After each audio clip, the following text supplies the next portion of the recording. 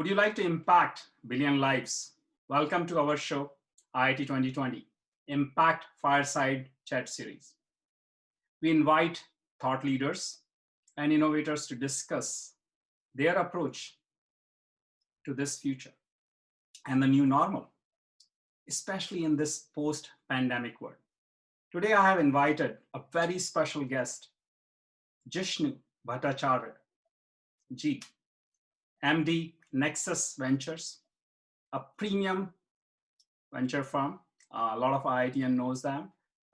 Very, very amazing organization. He holds BTech from IIT Kharagpur, Masters from Georgia Tech, and MBA from Stanford. Jishnu, you have worked globally.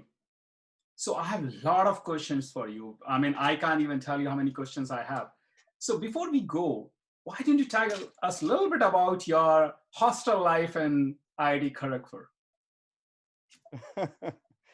Yeah, no, absolutely. Always fun to talk about that.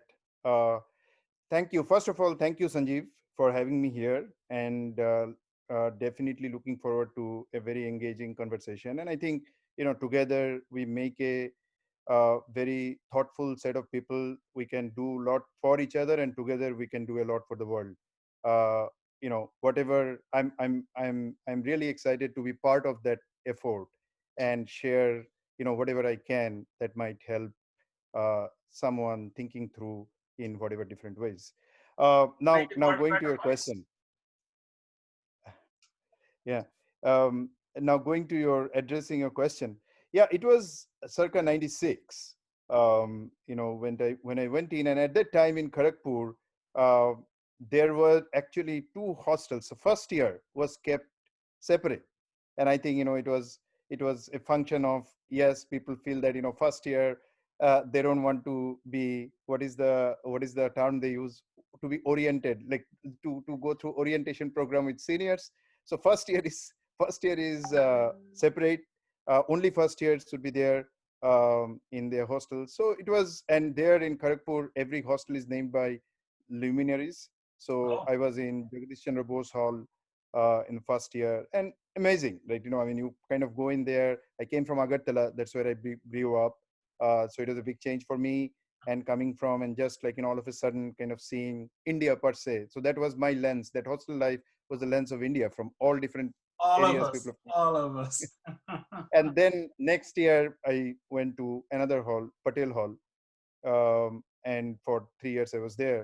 And yeah, I mean, amazing in a way, because I guess the most fascinating experience of college, like IITs, is in addition to, of course, classes are good, professors are great, teaching is excellent, but I think what is most underappreciated probably, at least when we are going through, is the hostel life and how much we are learning from peers, both in academic setting as well as non-academic setting. So it was wonderful. If there is one period of my life I would like to relive, definitely that would be one, and All which we of get us. to appreciate after coming out of there. So yeah, fascinating across many different spheres, I would say. It's amazing. We make friends for life in the hostel, especially. In Yeah, fact, some of those students who are in different years and different programs, they still become the amazing friends for life. I have friends even now. So it's phenomenal time. So, completely. so let's come back to the main segment of our call today. This question I have for you is: the world has changed. Uh, since you invest globally, companies like Microsoft, Amazon, Google has made the whole infrastructure so easy that a kid, high school kid, can develop and create something phenomenal with few lines of coding. Uh, when you and me started programming and learning programming, hello was used to take hours just creating a hello script, right? So we came a long way. And where do you see are we going?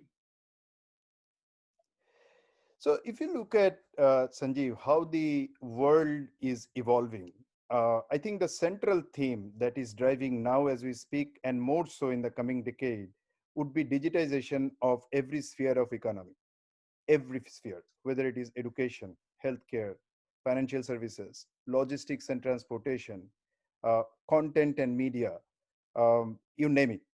So that leads to just opportunities of looking at every different aspects of the problem and trying to come up with a solution. Now, what that solution would entail, this would mean using software to address the problems which are being faced by everyday people in everyday life. And the beauty is, and as you kind of highlight started with, like what kind of has been accelerated over the last 5-6 years with this cloud platform being there, that you can build it, you think of the problem first, appreciate the problem, and then come up with the blueprint of solution of what needs to be done, and then the how part has been vastly simplified by this movement which has been started by cloud. You don't have to worry about infrastructure, you don't have to worry about setting up your own servers or whatnot, and you can get started. This has been further accelerated, I would say, by 2 or 3 key trends that I am seeing from my vantage point, and as I am interacting with these phenomenal entrepreneurs with all different ideas. One is this trend of building software, which is the corner of digitization, Yeah. through APIs. Uh, And the idea, and the API, of course, I mean, it's a technical term, so application I have a programming question interface. here for you because it really confuses me. I'm a layman. I don't understand technology well enough. There are so many terms we are using, like API, microservices, and database as a service, this as a service. So it's so complex. So if you don't mind, can you explain a little bit about what really API does? That is exactly. I was getting there.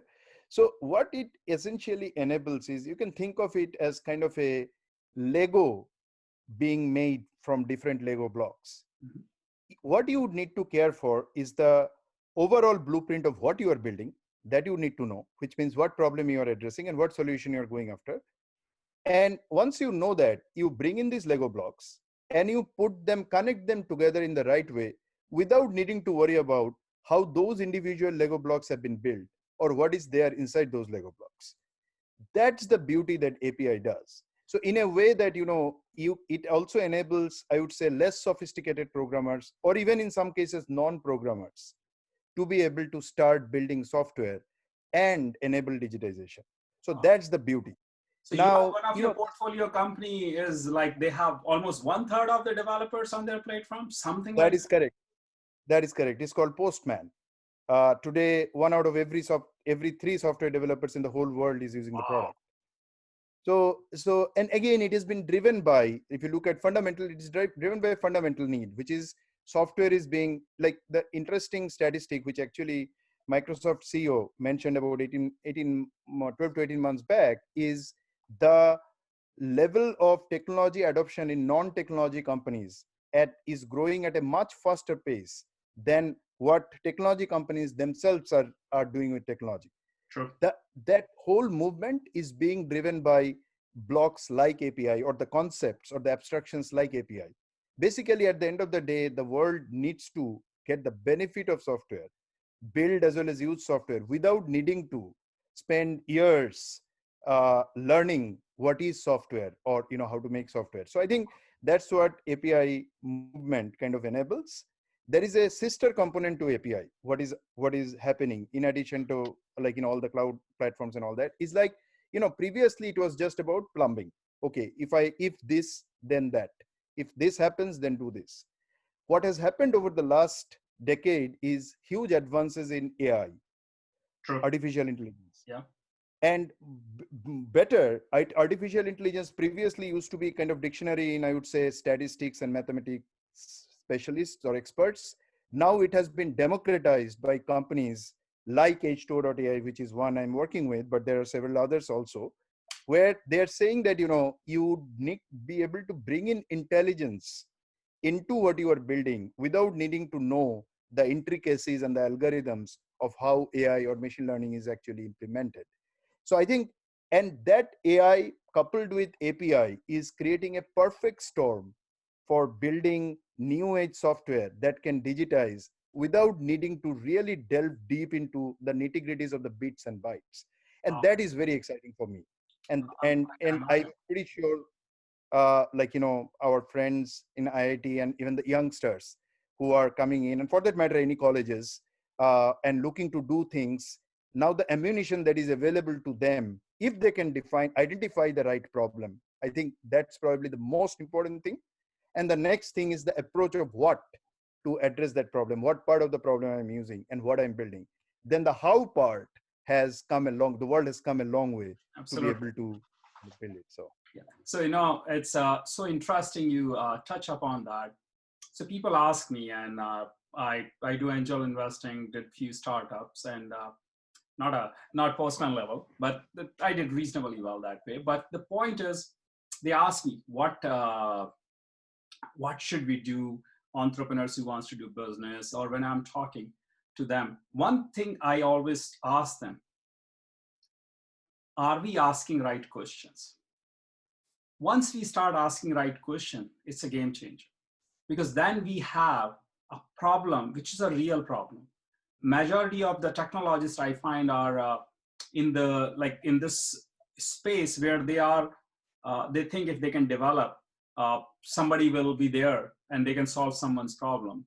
So it's like a solution looking for a problem. and and Jishnu, what people like you, and of course all these things require tremendous investment, has done it, has made it possible for the dreamers like me, or the dreamers in our audience, to create new kind of solutions without investing millions or billions of dollars in some cases. Because if today I want to launch a product, global product, I go to Amazon, and with a click of button, I have my solution deployed, and it is accessible and available to every single person. So now I have a bolt-on question for you, and this something keeps bothering me when I talk about enterprise, and since you are in enterprise play, the big challenge I see it, and especially when I talk to all my CIO and CSO friends, is every single day there is a new company coming up with a new thing, and which looks amazing. It's a great product. I should deploy it, especially when it comes to security. We all know it's never enough, right? One firewall, three firewall, 10 firewall, this hundreds of ways, because you want to protect your infrastructure, and especially today's world, digital world, we need more security. And I'm not seeing an AWS kind of company or a Google Cloud kind of company for enterprise, where all these vendors or all these organizations put their solution, and I can, like a marketplace, I can just tap, tap, tap, try it out, use it. If don't like, do you see a future like that?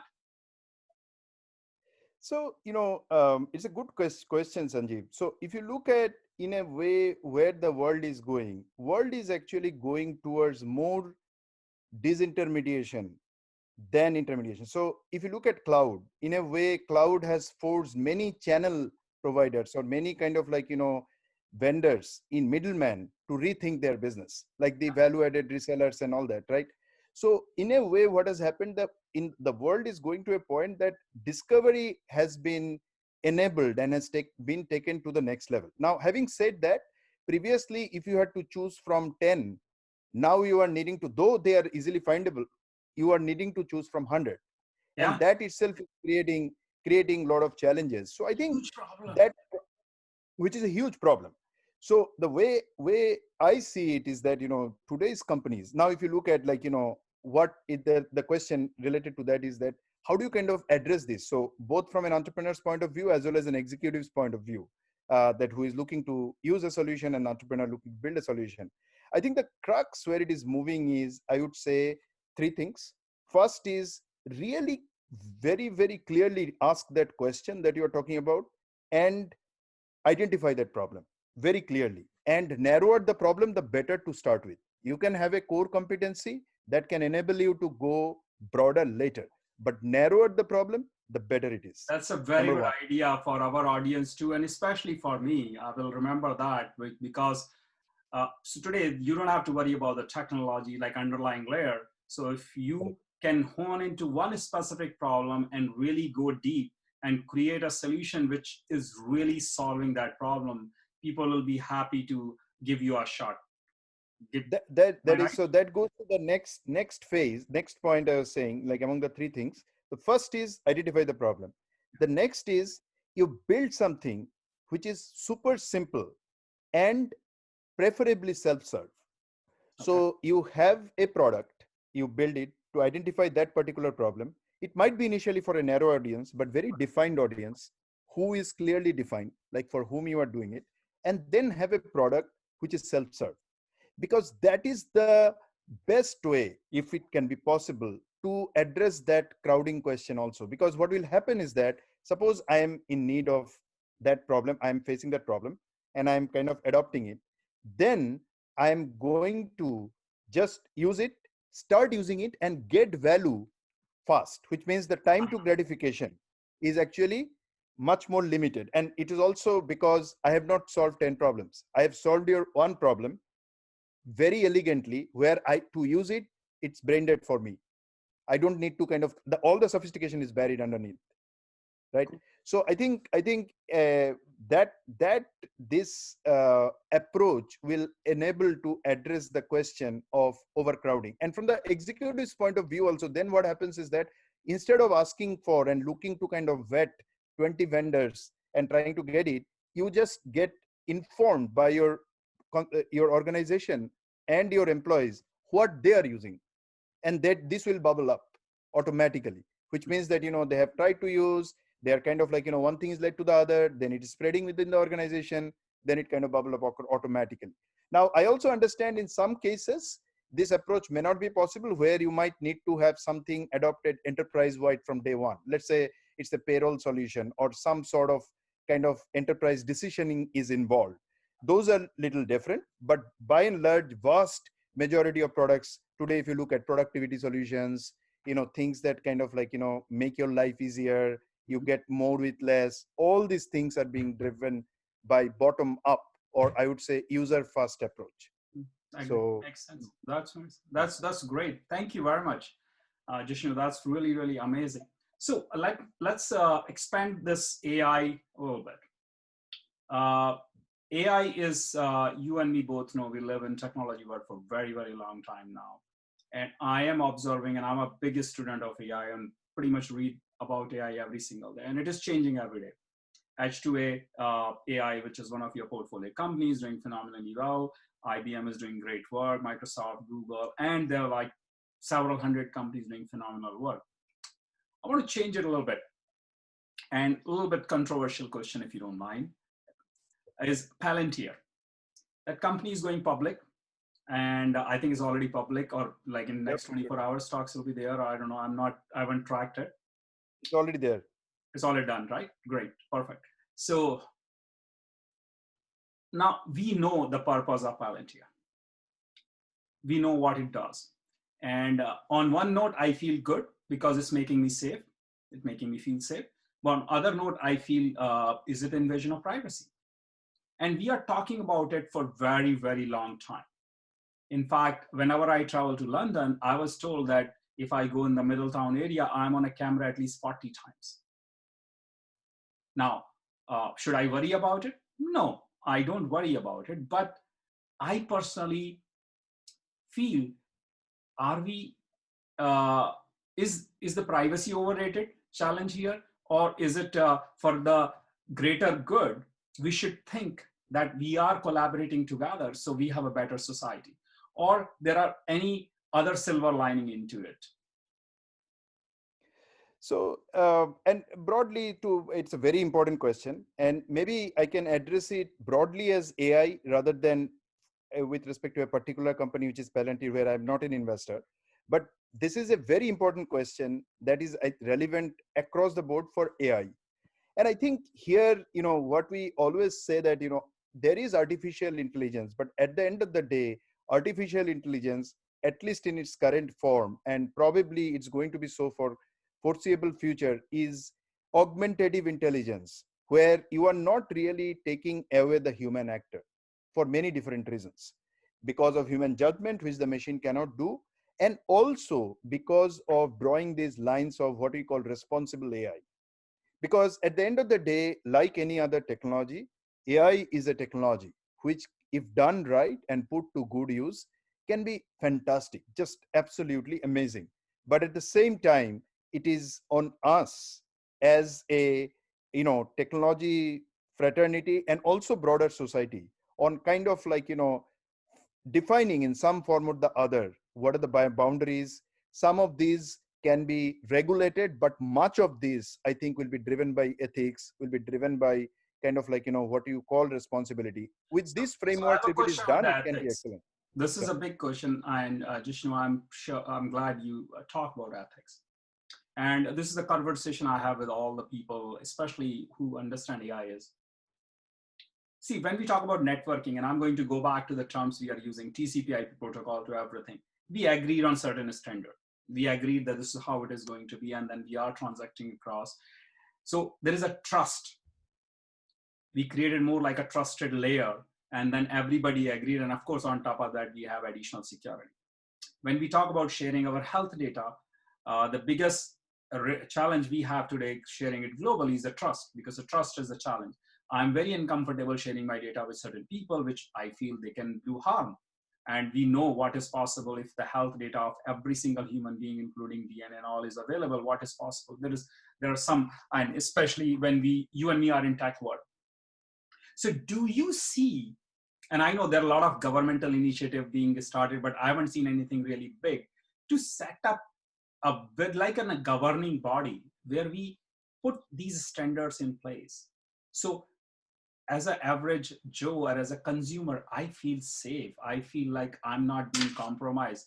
I know the ideas like GDPR and other initiative of California states are in that direction, but I personally believe they're way behind. They're not even thinking the future. You and me live every single day, and you and me see these organizations every day and what they can or cannot do. And if it is for good, they can do phenomenal work. So what do you think about that? Like, how do we govern it going forward? So, yeah, again, another very important question. I think the way it's happening is twofold. One is what you mentioned, that there are organization regulations coming up. GDPR was the start, then CCPA, and then every other government, every other country, every other kind of states in the United States, or like, India, there are a lot of talks that's happening, and I'm pretty sure across the board it is. Uh, I expect that to continue. You know, if you ask me the question of whether from a de jure level, like kind of a central governing level, whether we will have answers that everybody will adhere to, Mhm. everybody will kind of like, follow and agree to, saying that this is the right way to do it, I'm not so sure. What I am seeing is happening, and that's where I get kind of like, inspiration and confidence, is that because of this movement that kind of started with this regulatory kind of data regulation movement, let's say, Mhm. actually individual companies are asking these questions whether there is this regulation or not, and that is leading to very interesting solutions also coming up. Like, there are a lot of kind of data governance approaches coming up, a lot of flexible architecture being built, which enables you to say that, hey, look, these are the parameters, I don't care about what the regulations are is, but I have architected in a way that I will, which this is paramount for me, and I will not cross those boundaries. In fact, among the big companies also, as we see, different people are taking different approaches. I think Apple has come across saying, I mean, they have always been talking about Yeah. privacy and they have doubled down on that. Probably Facebook and Google have little bit different approaches, but the point is that, this is enabling the technology and the technologists to come up and put those things in this framework in place even before the regulators are coming up with the solutions. And I think this is also will be another movement where it will be driven more grassroots level, because I think that realization is coming into people that, look, privacy in its right form, however you define it, is paramount. You can't just keep on doing what we have been doing. So that gives me hope that, people would be responsible, and like, the right thinking here will prevail. So Jishnu, I have a thought on that, and I'll share with you, and that's for our audience to decide. I personally think we are governing our world really draconian way. We set those process and system 100 years ago, literally, where we elect the government based on certain number of people, we vote for it. I personally am, I'm a US citizen and I really believe in our constitution, so no offense to that.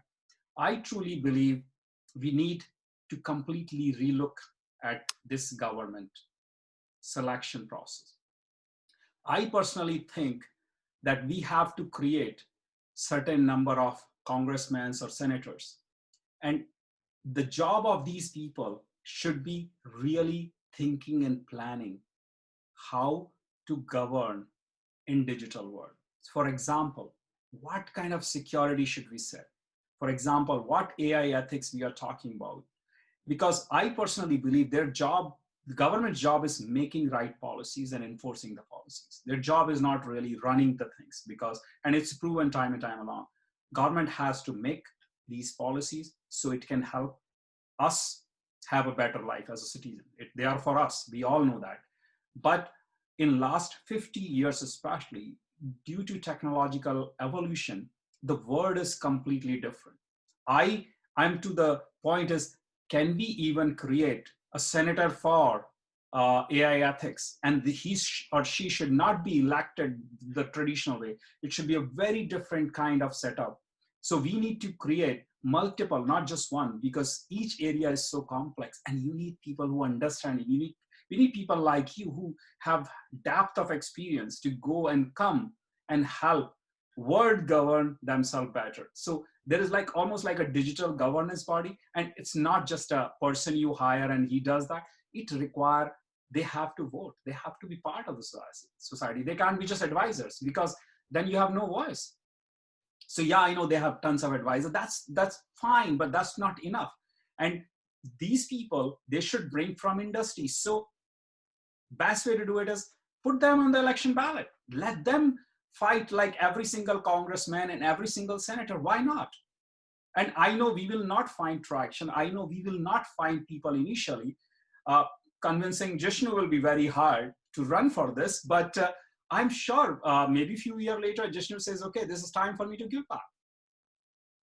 And very, very, very, yeah, no, very, very important points that you are raising, very, very important thoughts that should be sown, kind of seeds of thinking. And I mean, if we look at least of late, I am seeing more propensity for people from tech to actually go in, and like, we have some examples where people are contesting elections to be congressmen and all that. So I think this kind of ideas we need, and more importantly, we need to actively get involved. See, the other thing that is also happening, and I hope it increases, and I'm seeing some sign, is that I think Washington DC and the tech world would need to kind of go in deeper in a way. The senators and the people who are kind of coming up and framing these policies should be knowing what is possible. Sometimes I feel that to come up with a framework without having a very deep understanding of what is possible can also be quite challenging. So hopefully, like, that interaction increases, and as you say, that maybe more and more people get very actively involved, and not just kind of like advice and things like that. So Jishnu, I'm sorry I'm brought this up, but I'm really passionate about it, and I'm voting for last 5 elections, I believe, so 16 to 18 years, and I love this country. But America has always set standards for the world. With Absolutely. The current way of election, the current approach of bringing the senators, and with this, it's great for entrepreneurs to get involved, be an advisor and all, is not enough. It requires a quantum leap. It requires a serious restructuring. And I no offense to the people about 60 or 70 or 80, we need to think very differently. The world has changed in the last 50 years, especially even last 9 months. You and me both know, even you and me are scratching our head every single day. What is our future? Where are we going? And every single thing we stand for 9 months ago has been questioned. We talked about globalization, and then we close the border, we become local, and then we are saying, okay, is it localization is a better way? Is it globalization is a better way? Or closing the border is a better way? Opening the border? I mean, nobody has the answers. And I'm not going to condemn one country or other country or one state or other. I truly believe tech has to be treated as an integral part of the society. I believe there should be a different kind of election process to bring these people, because people like you won't go and run like average or not average, other senators and congressmen. It's a very different kind of mindset. You're not going to go and knock the door, everybody's door. And it's, you may, but point is, the problem is because of their system, we are not getting Jishnu like people. We are not getting Naren Gupta like people. We are not getting Vinod Khosla like people, because that's not something they will do, or that's not something their heart is. They will love to give back. And there are a lot of, I'm not talking about Indian entrepreneur or IITian only. There are amazing people. Even the Carl I talked to last week, who was on Sequoia Venture, phenomenal people. Peter Thiel, to everyone. But they are not going to run for Congress in a traditional sense. And if we don't bring them in the system, not as an advisor, that is where I see the big challenge. And that's where I see the biggest opportunity. I hope we will start working into something like that. So we bring in, I know all the governments are trying to bring these people, but problem I have it is, and I talk to several congressmen and even advise them several times, they are not able to even comprehend the challenges, and they are not able to understand how. And it's nothing wrong, it's just the world we were living has changed. But Yep. Enough about the politics. Thank you very much for playing along with me, and I hope we are able to make a dent, and hope, Jishnu, you will be one of the guy running for it whenever it happens. So another question for you is innovation with purpose. Now, we are evolving, and especially IIT alumni have always challenged the status quo. We are always front runner, or working with the organization, or working with our leaders, whether in Silicon Valley or other places, whether it's JP Morgan Chase or Wells Fargo or anywhere. We are everywhere working and figuring out way how to solve the problems. In fact, funnily enough, is every single IIT alum I talk to, if you ask them, oh, I don't feel challenged. So the challenge is such a big thing for us. So what do you think about that? What do you think about innovation? And what do you think about how can we create impact with that, or purposes? Very, very, and another, thank you for asking these questions. Another very important topic, which is very, very, like it's always there in our hearts, but I guess, sometimes we don't get to kind of express it the right way or blend it into how we are doing. Like, I always feel that impact should be outcome of what I'm doing, not necessarily, oh, okay, I would need to be a philanthropist, which means that, some 10% of the time I will have do for impact work, and the rest are not having impact. So That's that's I not party in really Vegas. Sorry. so. I live in Vegas, I can say that. So so that is very important. So the way we see kind of like each and every and I will give you let me, like, what we can possibly do best is bring in examples from our work, which kind of blends in what we are doing with the impact creation. uh, One aspect of it is, if you look at it, just by, and that's what entrepreneurs can do, just by addressing problems which are huge and affects a lot of lives, can actually lead to huge amount of impact. Like, we have this company in India called Delivery, which is like, in each and every corner, they're about logistics. They're transferring packages throughout. The level of employment that they're generating, the level of kind of like, automation across different layers of the cities, different phases of the cities, like, different kind of tiers of the country. I mean, like, it's just absolutely amazing. There are also opportunities today where entrepreneurs can come in and look at kind of startup creation and say that, how I enable people to, if somebody is there in Apple, working at Apple, and wants to volunteer and kind of like, just offered his or her service, whether it means that, teaching a set of kids maths, who might not have access to education or might not have the resources, or it can be like, going in and offering community service, and, not just kind of like, giving donations. I mean, people definitely want to give donations, but they want to do much more than that. But Yeah, sometimes they writing don't check get is the easy. correct, and sometimes they don't get the platform. And that led us to work with and back this entrepreneur who built this company called Good Era. And What is their that's kind website? of, I think it's called goodera.com. Just let I'll look it me. up. I'll look it up. Please, I'll share with our audience, but please go ahead. So how do they Good. do it? How can I be part of it? Oh, it is like, it is actually being I think almost all the companies in Bay Area has like there it is spreading where like it is getting integrated. I know it is there in Apple, where suppose I'm working at Apple, I can kind of like go in and sign up at Goodera and try to offer a service. Like I can say that, okay, monthly this much time I will Attended. afford for this much work, and they So have it's different almost like a categories. crowdsourcing platform for non-profits or That is correct. Where volunteering.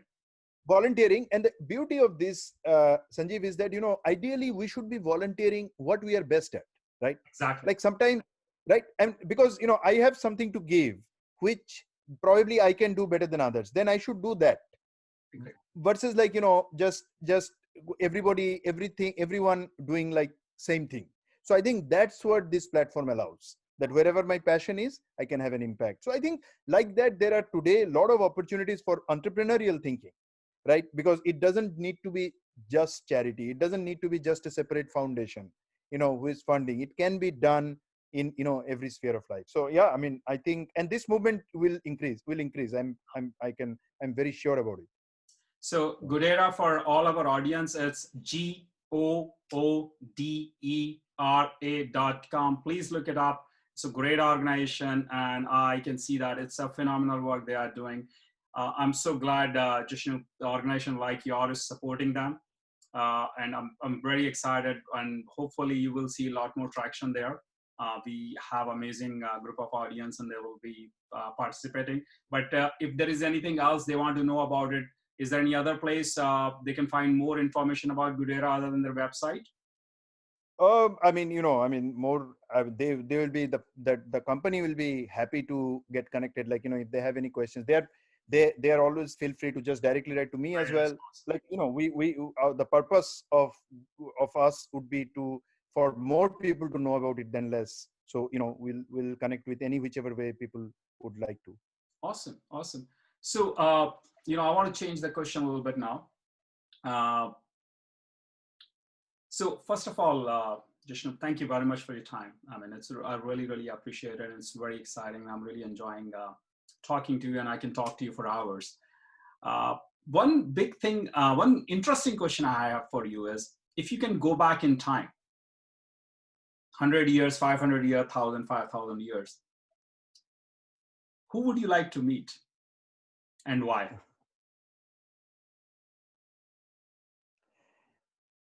Yeah, I mean, just the first name that comes to my mind, uh, it's and probably like there are a lot of other people who would like to do that, but I for sure would like to do that is meet Einstein. Oh, Not even like and just like in 1904, I think, if I remember how he came up just merely thinking about it, four phenomenal papers to discover nature and to explain the laws of nature. I don't know. I mean, in my lifetime, I won't be able to explain like what really goes into and just that, right? It is about just thinking about it coming up, which has been later over last 50 years, next 50 years have taken to prove what he said. In fact, I think he got the Nobel Prize for photoelectric effect, not for special theory of relativity, because the joke is at that time other people couldn't appreciate what like yeah. general theory of relativity is, right? So yeah, I mean, Well, if, it's the same story of Ramanujam, right? Our famous mathematician. oh, He could, absolutely, that would be another name for sure. Like amazingly, like what he says that Goddess Namagiri writes up everything, and what he wrote even today, there are PhDs being done to just solve and prove the results he has written. yeah, which So is phenomenal. Well, for me, it is Rembrandt. I just mesmerized with his paintings and the brush strokes he have. Maybe because I'm not an artist, I don't get it. It's unbelievable. If you haven't seen any of his painting, you must go to Vienna and check him out. But I definitely would like to go and hang out with him and just see him painting. That don't even ask any. See how what is going on in his head when he take the brush and color it. But that's cool. That's cool. That's awesome. So another question I have for you is, which is a simple one and can be very complex, is do you have any lessons to share with our audience? Primarily, our audience are either engineer or in tech, and some maybe students. So what advice you give them? Yeah, broad question, absolutely. So what I would say that, at any point of time, especially I would say, maybe let me answer, targeting the youngsters who are kind of like, growing up and on the path of being the future leaders and building things which are amazing. I would say, like many people have said, and all of us are living it every day, and I think this thing gets appreciated more as we kind of age, is at any point of time, do not settle for something which you are not truly enjoying, and the rest will follow. Rest will kind of tie up, like, in a very small way. In my journey, if somebody asked me in 2001, when I came to was doing my PhD in Georgia Tech, that what will you be in 10 years from then, last last thing that would have come in my head is venture capitalist. This is not something like, I grew up, this was not something I was looking at. But of course, now at this point, if you tell me to look back and see, what all things went in that led to, I probably have an explanation. Yeah. But what made sure is that at that time, not always that I followed it, but I at least, whenever I think through, is like every time, if I was not enjoying what I'm doing, probably I should ask myself and move on to something else. So I think that is one. If there is one thing, then that's it, and then great things will happen. And honestly, great things happen in so many different ways. Whether you are an entrepreneur or not, that's one thing. Whether you are like, but anything, any whichever thing, with the right value system, if you do which you truly enjoy, great things happen in life. That's what I will say. I'm so glad. And you said exactly, I use a different word, and these are two Hindi word or Urdu word, jazba and shiddat. And I realize, with the passion and the desire, right, you can build and recreate on create anything. And that's what really, as an engineer or architect of the future or engineer of the future, I believe we all stand for. And it is not I take that as a privilege, Jishnu, where we are in our life and how can we contribute to the society. There are phenomenal opportunities. And when I look at it today, and a lot of people ask me that, oh, is AI going to take our job away? Then what? And jokingly, I say is, okay, you know what? AI, we are outsourcing the job of thinking to computers so we can find new frontiers and new problems to solve. If that doesn't happen, we will not be able to free up ourselves to focus on the problems which really matters, such as so many Very well said. health related issues we are dealing with. And we have so many friends of IITian and non-IITian solving health problems like cancer. We have this for last so many years. We can't fix it.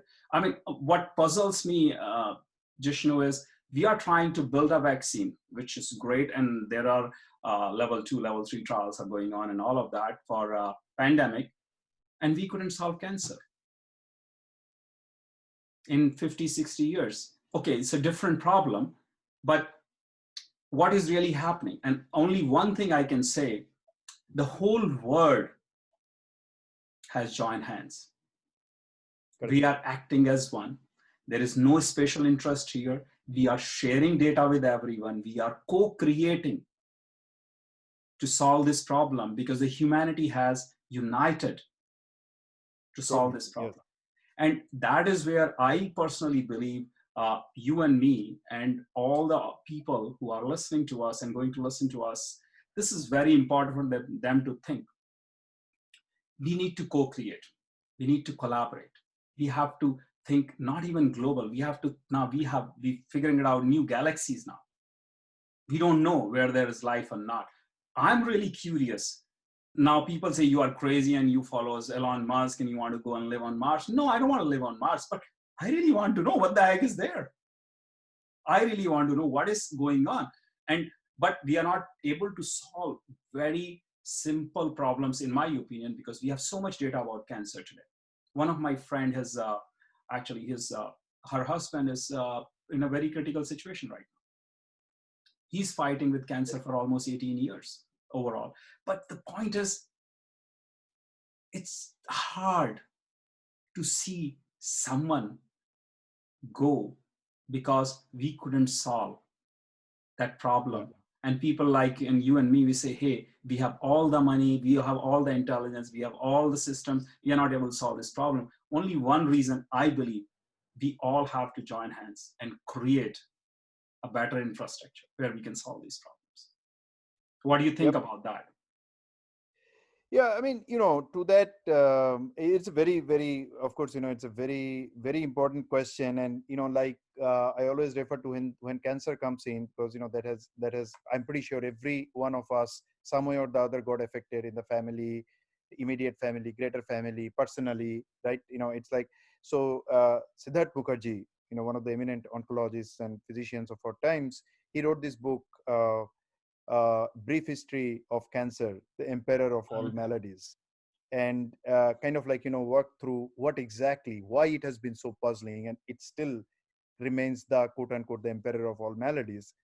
uh, I think, the on the brighter side, lot has come. I mean, I would say this is one area where there has more collaboration and has happened than less. Of course, we should do more, but this is something where the world has come a long way. If you look at today, I think 80% of the cases, Yeah. if detected early, which is a big if, can be addressed, or at least, like, where the kind of survival rate can be increased and that kind of stuff. So we are making progress, not enough, and we definitely have to. And honestly, the puzzling problems are only increasing. Like COVID, 6 months ago, this is a problem. 6 months ago, say, okay, 9 months ago, we didn't even know something. So which means that on one hand, the world is progressing in many different ways. On the other hand, we will be hit by such things, maybe, as a function of complexities going up, or maybe our, mode of life, how we are, what we do, what we eat, and all that.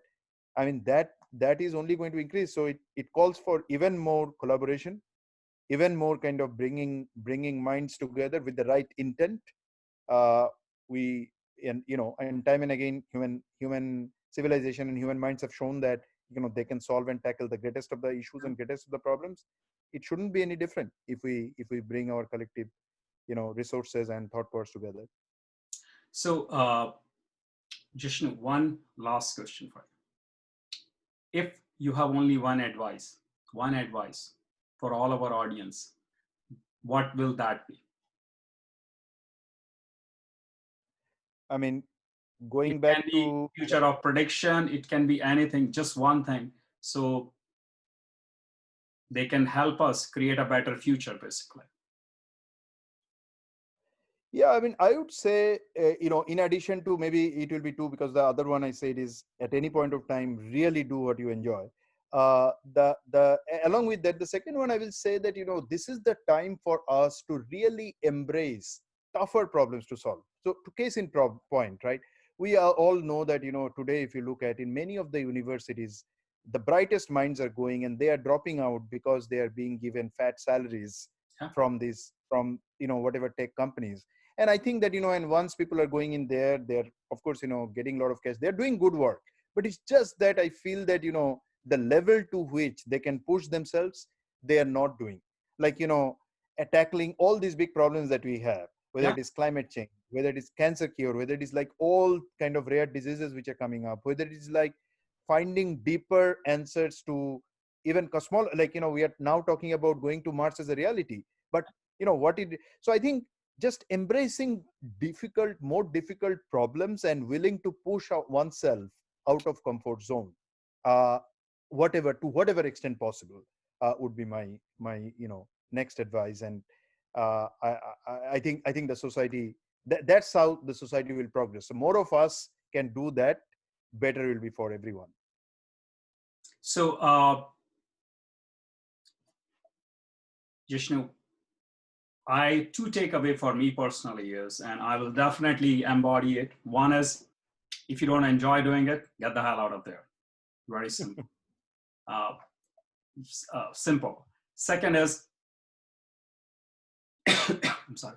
Second is, find problems where you feel challenged. Find problems where you are really thinking and trying to solve the problem of the world. Well, which that has brings to the end of our very segment. discernible, Yeah, please, please. yeah, no, which has very discernible impact. I mean, it is daunting, at many steps it's daunting, but with the right goal and the right frame of mind, right intention, uh, you can get there. Of course, provided you enjoy doing it. The passion is very important. I mean, Yeah, that goes without saying. Yeah. Well, I live and breathe that every single day, and I'm really loving where I am. It's just phenomenal, and I really, I mean, no matter what, America is an amazing place. It's a phenomenal country, and I can't thank enough where I am in my life, and all of us. I mean, we are all recipient. 50,000 of us in America today, which is pretty large number. Yeah, fantastic. I mean, many different ways. We are so blessed, and that's what America has. Like, the American way. It's not about, like, I mean, of course, in the spirit of things. I mean, there are different political ideologies and all that go in.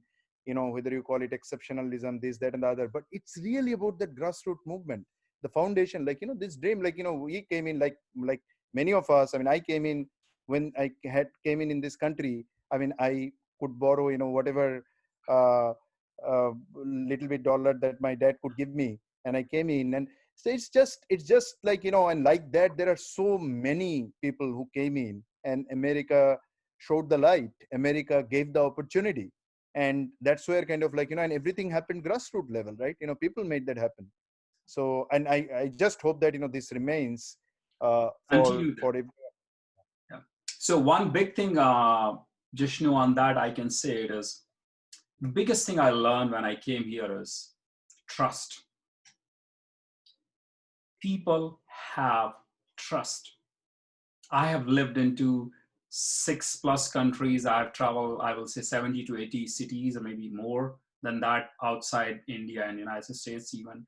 I'm fortunate, lucky to travel all these places. One big thing, whenever I come back to US, I realize the trust is so phenomenal. Here, if you say you will show up tomorrow, nobody has a question that are you going to be there or not? So, this country has given us a lot of opportunities, and the IIT community in US is, of course, really fortunate that we are the recipient of it, and of course we have contributed back together. So it's a winning thing for all of us. But what I really want to have it is, and this event is on December 4th and 5th, where we are inviting every single person globally, especially US and India. And if we can have 1.3 billion people and 300 million here, we have almost 1.6 to 1.7 billion people impacted. And we can have a dialogue and discuss and build the framework of the new future, or to address the new normal, as everybody is saying. That is going to change the world. What I see it, and everything I talk about it, is all I'm requesting and asking everybody is, let's think a society where we co-invent and co-define these paradigms of the new world. Thank you very much, Jishnu, for your time and supporting our cause. This is really, really great. I can't thank you enough for your time. Everyone, this is Sanjiv Goyal. I'm conference chair of IIT 2020, Pan IIT USA's mega virtual event. You are going to see us more. I am bringing really, really phenomenal people. Maybe we'll bring back some of the people if you ask us to. Jishnu has already agreed to talk about education and future of education. I will share more details soon. Please do register at IIT2020.org. Our event is open to all. It is all inclusive, not only for engineers. If you want to be an engineer, or if you want to learn more about how we are going to live in the new world,